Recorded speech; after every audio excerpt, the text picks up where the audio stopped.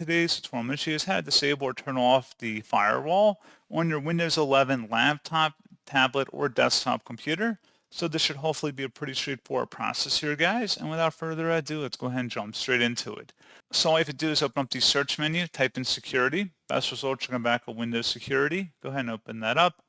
On the left panel, select the hamburger icon at the top left to open up the navigational panel, and then go down and select where it says Firewall and Network Protection. On the right side, if you want to disable it, just select whatever the active network here is, and you can just toggle to the off position to disable, and that's all you have to do. So pretty straightforward process on that, guys, and as always, thank you for watching. I do hope that was able to help you out, and I do look forward to catching you all in the next tutorial. Goodbye.